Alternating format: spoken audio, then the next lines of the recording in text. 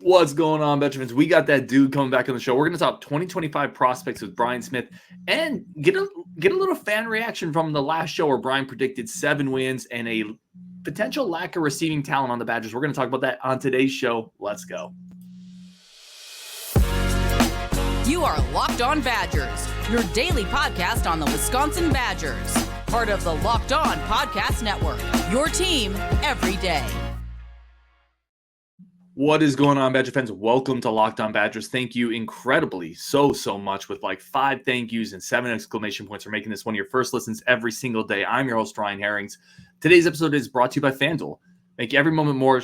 New customers join today and you'll get your first bet of $5 or more. You'll get bonus bets. Visit FanDuel.com/lockedon to get started. And let's get Brian on, man. When we get good guests on, we try not to waste time. We got a bunch of prospects, 2025 kids I want to get into, Brian. But at first, I want to put up some comments from the last show I did with you where you predicted 7 wins is kind of where you went, which is the same record you had last year, which was absolutely correct. And you also mentioned the Badgers need to upgrade the receiving talent. So I got some comments here from Badger fans. I'm going to throw them out to you. And let's start with a great one here. This is from John Berger. Love Brian, exclamation point. Mentioned Altoon, he the man. John's a big fan. Altoon was good, man. He was really good. Yeah. Here's from Pete Rubbish. I usually agree with Brian, but he doesn't realize how good Pauling and Tretch are at receiver. He's big time sleeping on them. Bama, LSU, they'd all take those two. I can't say legally what I need to say right now, but hell no.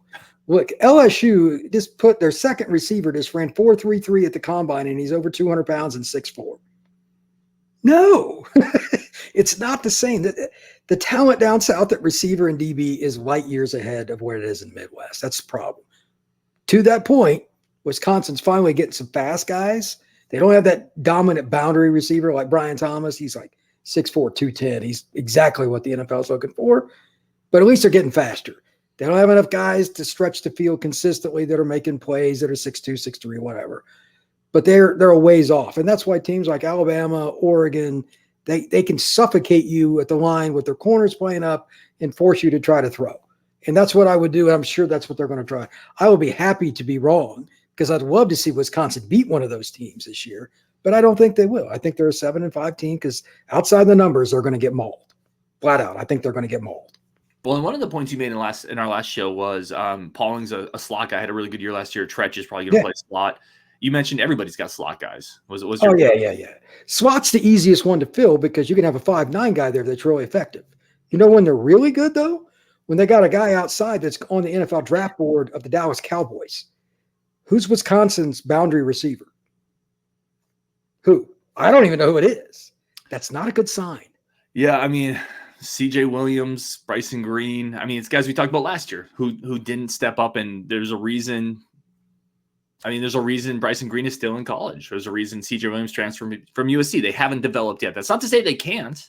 They could, and they got a good coaching staff there, but they're not put their foot in the dirt and blow by you guys. They don't have a number one on the outside. When I say receiver, that's what I'm talking about, unless otherwise noted. There's nothing wrong with slots. You got to have them, but everybody's got a slot. You need a 6'3", 210-pound guy that's an NFL player lining up outside that the other team has to scheme against. That's a checkbox. It's kind of like the pass rusher, the 6'4", 250 guy. Wisconsin's had some of those. They just haven't had an Altoon like in a while that's going to do that, or a Chris Chambers, whatever. If they had that guy this year, they'd go win 10 games. Mm-hmm. It changes your offense, your play calling, what the defense does. That's the problem. They don't have him, and they do not grow on trees. There are very, very few of those guys. This is from Robert Sorensen, a good friend of the show. He says, Badgers are getting 8 wins, Brian. Can't wait to hear Brian say he was wrong. Based on what? That's what everybody said last year, and I said 7-5. Based on what? That's just a Badger fan being a Badger fan. Have at it, buddy. I mean, I hope I'm wrong for your sake, because 7-5 is not fun, but until they change recruiting for several years, 7-5 is about where I'm going to pick them. And I want to really quickly correct you on something. Not everybody was saying 8 wins last year, Brian. I was saying 9 or 10. So I want to be very clear on something. I was leaving you off that. What did you say after the Washington State game, which I told you they were going to lose? So that's one of the way. People listening to this show will know I picked a loss there. That's actually no, did you really? Well, most of Wisconsin fans, we'll beat Washington State. I definitely picked that loss People of the show will know that. People of the show will also know I picked an Iowa win and several other things. So I didn't get credit last year. I did get that one right, though. I thought we would lose Washington State. One more comment here. This is from Evan. He says, Brian, it always seems like this Brian Smith guy doesn't like us. I'm guessing you never did. I think we'll be fine. I think we're going to win 8 or 9 games. Why don't you like us, Brian? I'm not a Wisconsin fan, but I hate on teams that I've rooted for too. I'm negative. Until you prove it to me, I'm negative. I'm the glass half empty guy. And Wisconsin's schedule sucks. Whoever set that up was not a friendly Badger fan. He's probably from Minneapolis or something. So look, if you prove it wrong and you win 8 or more, that means you beat one of Bama or SC or Oregon, somebody of that ilk. And tip of the cap, I'll be happy to talk about it. We'll play jump around and we'll come on the podcast and talk about it. Hell yeah. Let's make it happen. All right, let's start talking about some 25 kids that all these players are coming to Wisconsin, or they've got visits lined up to Wisconsin. I want to start with Zay Gentry. One of the themes we've talked about a lot on this show, Brian, is taller cornerbacks, 6 foot, 6'1". The Badgers just keep lining them up for visits, or some of the guys they've gotten committed. Zay Gentry is 6 foot, 6'1" cornerback coming out of Texas, high 3-star kid. A lot of really good offers from both Texas, former Big 12 type schools to Midwest schools. What do you think of Gentry's film watching him? He's got the prerequisite size and speed that you need. He's not that 6'2.5" kid. He's not the perfect prototype, but he's got the talent to play. And this is a guy that, quite honestly, that the Texas Techs and Oklahoma States have used for years. Now Wisconsin's staff, they do things a little different with how they get after it. I'm curious to see how much physicality he can take, because they're probably going to try to play more press, be more aggressive, and blitz more. That's what they want to get to. They're taking some speed. And while he's not humongous or anything, he's got a chance to be good. Just needs the red shirt. I like him. I don't love him, but he's not a kid like the Longhorns are salivating over. He's not perfect, but he has upside. He looks to me like a player who needs probably a year in the weight room. He's like 170. He's got to get bigger. But you can't teach the frame. You can't teach 6 foot, 6'1". He's a track guy. He runs hurdles. It feels like some of the physical tools are there. Yeah, this is the kind of kid that could end up in the NFL. Don't get me wrong. There's just so many hurdles to get there. Yes, pun intended. Like, how much is he going to take it serious with the weight room, nutrition, over going out and drinking beer with his buddies? Those are on him. Players don't get enough blame. It's usually coaches, but with a kid like this, it's just up to him, because he's the athletic type that can get there. He's just not as developed as some of the other guys that are within a 10-mile radius of him that weigh 10 more pounds. It's really the only difference. But like you said, 170 is pretty light. Yeah, definitely got to get in the weight room. Kind of similar to Raheem Stroud. We talked about him a little bit too. Another tall, long, but pretty light frame cornerback. Yeah, similar builds with their games. Absolutely. Let's talk about a player that I had a lot of fun watching film here, Mason Posa. So he's a 4-star linebacker out of Albuquerque, New Mexico, 6'3", 210, flies around, big frame. Thoughts on Mason Posa watching him on film? Reminds me a little bit of Braden Pratt, who just signed with Oregon out of Washington. He was 6'2", 240. This kid's similar. And like the kid up there in the state of Washington, he's playing against kids that have no business being on the field with him. Competition's terrible. But he dominates. Plays edge, blitzes at linebacker, is pretty good in space, changes direction well, and above all else, he is aggressive. If he's going to make a mistake, he's going to make a mistake headed towards the line of scrimmage. He's an old-school football player with a lot of athleticism. Now the $1 million question, how does he translate his talent against similar to talent? Because, like, if he goes to the Big Ten, everybody's good. So, that first year might be a little difficult because the speed of the game, like the angles that he's used to taking, he won't even make contact with a jersey. Those guys run a lot faster. There's some poor kids that, parents in the stands are screaming because this kid's on the field down there in New Mexico. He's murdering people, but he's got the frame. Does he play outside? That's the thing. I don't know where he's going to play, because they just tell him to go kill people. Just attack the line of scrimmage. It's hilarious watching this film, because he's just mugging whatever pathetic little offensive lineman's in front of him, and then the quarterback's next. That's the snack. So his film's great, though, man. It's a lot of collisions, big collisions. It feels like a cheat code with him in New Mexico, right? Like, there's a play on film he's lining up as free safety, and I'm like, what are you doing? Yeah, he was a guy that I would imagine hasn't had too many bad games down there in New Mexico. So let me ask you this. Last cycle, we talked a lot about Thomas Heiberger, the really athletic, rangy linebacker out of the Dakotas. And you said the same thing, like the frame, like the athleticism. He's not playing anybody. Like, it's hard to evaluate. How do you look at that then? You just look at frame looks good, athleticism looks good? That's all you can do. I mean, just from a gazillion off-the-record conversations with coaches, they all want to see you go against another Power 5 kid and win. They do. When I write an article about a kid after Under Armour Atlanta or Miami or Dallas or whatever, and a couple of us do, it's amazing how that kid's phone rings. They read or they deny it, but they read what the media says, and they offer kids and they get the film too. That's because they're going against real competition. Those are elite players at those camps and combines. I think this is a kid, though, like Wisconsin's not going into Central Georgia and pulling out the top outside linebacker. So they got to get kids from Chicago, Detroit when they can. And sometimes to find the length, it's a little obscure. And I thought it was pretty smart to take Heiberg last year because I'm like, worst case scenario, he's going to be a special teams guy for you. But he's athletic enough. I think he could one day start as like a junior, senior. Why not? It's just going to take him a little longer to go adjust. Again, the offensive tackles just at Wisconsin. Think about how good Wisconsin is at tackle usually. They may not be perfect right now. They're still pretty good. His first couple of days when he gets destroyed, they'll walk up to him and say, well, now you know what it's like to play in the Big Ten. It'll just take him a little longer, but the frame is there. The kid plays hard as hell. The same thing with Posa. So let it take its course. It's just not an impact guy necessarily. Right, roger that. We got a couple more of 2025 prospects coming up, including a potential difference maker at the edge spot on the defensive line, something Brian has talked a lot about. Yes. In Madison. That and receiver, man. That and receiver, brother. We're going to talk about that next on Locked On Badgers, but first, a quick break for our friends of the show over at Game Time. Game Time is your number one source for all your tickets, whatever you need to get, whether it's concerts, theater, sporting events, which is obviously a lot of people watching this show. Use it as a gift. Gift Game Time, gift great tickets to somebody in your life. Game Time is incredible for it. You get better prices the closer the tickets come. They have flash sales. You get great pictures of the seats before you buy them, so you know exactly what you're getting. There's a reason Game Time has taken off in popularity. This is a site I've used. I've gotten tickets here. It's fast. Check. It's easy. Double check for me. It saves money. What more do you need? That's all you need. Fast, easy, save money. Go have a great time. Period. Done. That's Game Time. Download the Game Time app today. Use code LOCKEDON for $20 off.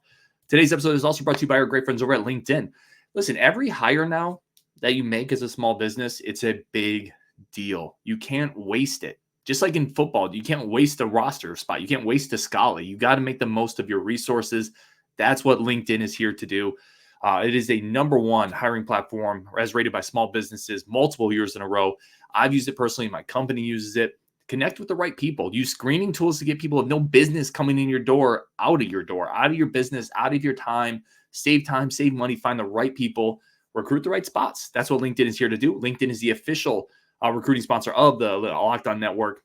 LinkedIn.com/LockedOnCollege. Post your job for free at LinkedIn.com/LockedOnCollege. Terms and conditions do apply. All right, Brian, let's talk about a spot you and I have talked about a couple times. Edge. Defensive line, disruption, getting after the quarterback potentially. Let's talk about Jaydon Woods. So Jaydon Woods is a player I know before the show. You and I talked a little bit about him. You like him a lot. Kind of a bigger edge, 6'3", 240, coming out of Kansas. Four-star player, composite four-star player. Big-time offer list. What'd you think about Jaydon Woods coming up to visit Madison? This is a kid that can play at Texas or Oklahoma. That's the bottom line. If you're going to beat those schools, you got to recruit like those schools, especially at D-line and corner, which corner they're coming around on. D-line last year left me very hungry with what Wisconsin got. This is the kind of guy they got to find a way to get, man. They did it last year getting Ogard. They did it last year getting some other guys. Now they got to take the next step and get the D-lineman. It's always the hardest because they're the fewest of them. I don't know where he's going to go. I don't know anything about the kid, but his offer list is legit. And he's got the offers that, lined up with official visits. He could play strong side in. He could play weak side. He makes plays in space. This is an elite recruit. This is how Wisconsin can compete with Ohio State, at least have a chance. If you don't get these guys, you got no chance. Yeah, it was interesting with me. I was looking at him on film, 6'3", 240. He carries it really well. Do you think he could put on 20, 30 pounds, even kick inside in some situations? If he gets up over 260, he's probably going to be a 5 technique and rotate inside, or like Well, depends on what system they're in on that particular play. Wisconsin runs so many different things. They're going to run some 3-man, and he could be the stand-up on a play, or they could go double eagle, 2 stand-ups, or he got his hand in the dirt. I mean, they'll move him around if he gets that big. But right now, he'd play weak side, outside linebacker, or put his hand in the dirt as the weak side on a 4-3. Nothing wrong with that. How big he gets, I don't think he needs to add a whole lot. He's in pretty good shape. He's a little more developed than some kids are at his age. He might only gain 10 to 15 pounds, which is rare. And they just try to keep him trim and keep his ability to have endurance up. Because this is a kid that's going to play early somewhere. Like, this is a kid, like, you watch him walk out on the field and you say, Brian, what player are you watching? And I said, well, this is a kid Clemson's recruiting. That's what it reminds me of. When was the last time you and I talked about Wisconsin recruiting a kid Clemson would take at defensive end? You know, I don't know if I've ever said that. So this is the difference maker. You could argue out of everybody we've talked about, this is the most important recruit. Oh, interesting. I can come on the show because they're just, again, it's math. You can't get enough of them. Look at the top of the draft. Pass rushers, quarterbacks, and offensive tackles. Those are the 3 spots that traditionally are there. A little bit of corner if there's an elite one. Maybe a D tackle if there's not many of those guys either. That's top 7, 8 picks. Like, I just named the positions. So this guy could end up being one of those because he's a rare talent and he has the physical, natural gifts, that measurables that I like to use as a term, that coaches like Kirby Smart likes, that Nick Saban likes, all those teams that get these kind of kids. If you're getting him on campus for an OB, though, man, you got a shot. And Wisconsin's going to get one. Let me ask you, and putting you on the spot a little bit here. I know you work with a lot of teams. You cover a lot of kids. But Ernest Willard Jr. is a guy you're kind of experienced with. You met him. Yeah. Is he in that tier? Are they similar players from a recruiting pedigree standpoint, or do you like one maybe a little more than the other? Willard might have the advantage of playing in Maryland, and he played a little bit at IMG. He's played against better comp overall, but otherwise, physically, I think they're similar. Willard's desire to get to the NFL is super elite, man. Like, he really wants to play. I think he'll play right away. They need him to. He was maybe the best player they took in the last class. You could argue that because of all the intangibles he has on the field, off the field, work ethic and everything. You get him, and then you get this kid too, then you got something. Because you got to have multiple pass. Like, Alabama's 3rd string pass rusher is better than most teams' first. It's just true. They try to keep as many as they can, keep them away from everybody else. It's part of the process. Wisconsin can start doing that. Now, eventually you're going to need some luck and have an in-state kid or a Chicago kid that just wants to go there. You need a little luck, but if they can get them out of Maryland and Kansas and stuff, more power to them. That's just hard. But that's why Wisconsin struggles at D, and there just aren't that many kids like that in their backyard. Yeah, that's a good point. Let's shift gears to another spot we talk about a lot. We opened the show with this one, receiver. Eugene Hilton Jr., 6'2", coming out of Indiana. If the name sounds familiar, Dad was Ty Hilton, certainly a great NFL receiver. Eugene is 6'2", about $190, 200 pounds, like kind of a physical receiver, kind of yoked up. What'd you think of his film watching him play? I've known about him for a while, and I'm from Indiana originally, and he's from Fishers. It's an area that's got 3 primary high schools, and he's one of the better players in the Indianapolis area. And, of course, his dad was from South Florida. I think he played Florida International, FAU, played for the Colts for a long time. He's a good player. The problem for Wisconsin is, if I remember correctly, Georgia's got their hooks in him now. They got an OV set. Good luck. Yeah. But he's a late bloomer by the ranking standpoint, but I always thought he was really good. The problem is he's in Indianapolis. Not a lot of guys scout there. It's ironic. Steve Wiltfong lives right down the road from me, but outside of Steve, not many guys live there. He's a good player, man. Like, he could play early at Wisconsin. This is the kind of guy you need on the outside. Again, Georgia wants it. How much math do we need to do here? Does Georgia really recruit Indiana very much? No. But the fact that they're getting him on campus, again, you're not going to get everybody. Georgia loses kids to Arkansas. So you just got to have as many of these kind of guys on campus as possible. And above all else, give credit to the Wisconsin staff for getting him on campus.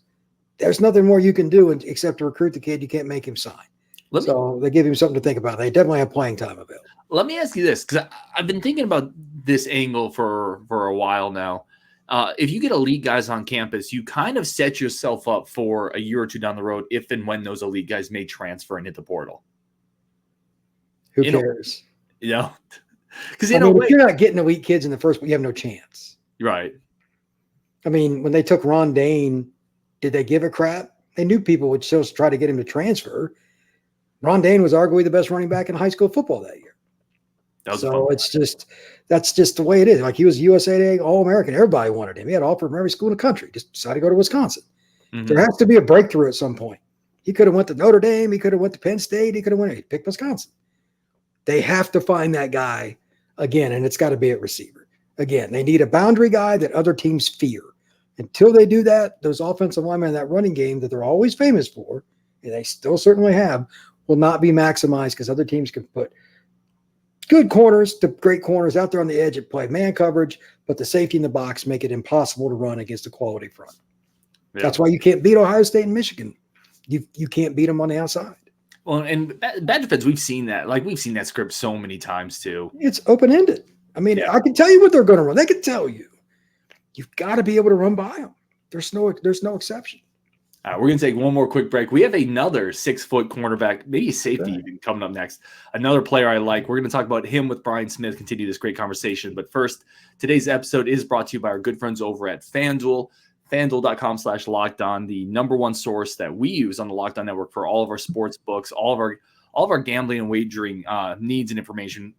We go to FanDuel, make every moment more. New customers, if you join today, you'll get $200 in bonus bets if your first $5 bet wins. So that's $200 in bonus bets if your first bet of $5 or more wins. Visit FanDuel.com/lockedon to get started. And it really has everything you want, right? It has parlays, spreads, teasers, futures. It's all there. It's easy to use. It's simple. The payouts are fast and quick. That's FanDuel.com/lockedon. And remember, if you're a new customer, with any win of a $5 bet or more, you get $200 in bonus bucks. Please do it responsibly. But FanDuel.com/lockedon to get started. FanDuel is the official our sports betting partner of the Locked On Network. Let's get Brian back on. One more kind of interesting cornerback I want to talk about. Another kind of bigger kid, Mason Alexander, cornerback. A lot of the film has him at safety, corner, slot. I don't really know where he's going to play, but 6 foot, 180 pounds, also an Indiana kid. Thoughts on Mason Alexander? He is a composite 4-star player. This is a good sign. He plays at like the school right down the road from the last kid we're talking about. Indianapolis is pretty good. Indiana in general is not a great state for recruiting, but Indianapolis kids, and that's Fishers is Indianapolis, they connected to it. He's pretty good. He's playing against quality competition. There's a big school division that he's in. Warren Central, Ben Davis, Carmel, Fishers, Hamilton Southeastern. All those schools beat the crap out of each other. I think he can play at the Big Ten level. I don't think he's necessarily a guy that's going to play right away. But if Wisconsin can get 1 or 2 kids like this a year out of Indianapolis, more power to them. I don't think Notre Dame or Ohio State wants him, so it's kind of open-ended. Those are the 2 schools when they want kids from Indy, it's pretty hard to beat. But Purdue and Indiana don't have a lot of pull in state. They're not very good. And they got their hooks in him. So let's see what happens. And they get him on campus because I think he could play either corner spot. This needs a year or so. Maybe even be possibly a kid that could play nickel. That spot's really hard. Mm-hmm. But he's athletic enough and he's got enough size. Tell you what, this is the kind of kids that Wisconsin staff now, when they were at Cincinnati, used to take. It obviously worked out pretty good. So corner, I'm not that worried about with the Badgers. They figured it out. This kid can play bump. He can play zone. He'll be fine. Yeah, I love that comment there because it does feel like they've managed to come in and shift the paradigm a little bit at the corner spot with the guys they got last year, this year. They really have. And that I would have thought that would have been maybe the hardest thing to flip. Maybe defense line, but certainly corner is really hard to get to Wisconsin. There's not a lot of in-state talent there, and they've done a great job there. They've gotten the kids that they can locally, but I mean, how many corners has Wisconsin signed in the last decade from their home state? 2? Maybe 1, maybe. I mean, I would have to look, but that's what I mean. Like University of Miami can take their corner class every year from the county they're in. It's just locations, everything. So they've done a good job. I mean, they got a kid last year out of Bama. They got a kid last year out of Philadelphia. I mean, they went all over the place, and then they went down in South Florida, got a kid. So, I mean, they've done everything they can to turn that dynamic around. All credit to them because it's not easy to get Southern kids to go up to Wisconsin. That being stated, if you can get a kid that's a little more local, it's easier to keep them too. So, I mean, Indianapolis is pretty cold. It's not Wisconsin cold, but the kids will adapt a little bit better. And I think it's a good idea to recruit Indianapolis again. There's 2 or 3 good kids a year out of that area. They should definitely go after. Yeah, that's great stuff as always from Brian Smith at FBScout_Florida. Brian, I'm sure we'll get a couple more comments from this show about why do you hate us? We'll talk about that coming up on maybe the next show with Brian. But he is awesome as always. We enjoy the perspective. Go check him out for more recruiting insight and info. Brian Smith is the recruiting insider on the Locked On Network. Badger fans, thank you so much for tuning in as always on Wisconsin, and we'll talk tomorrow.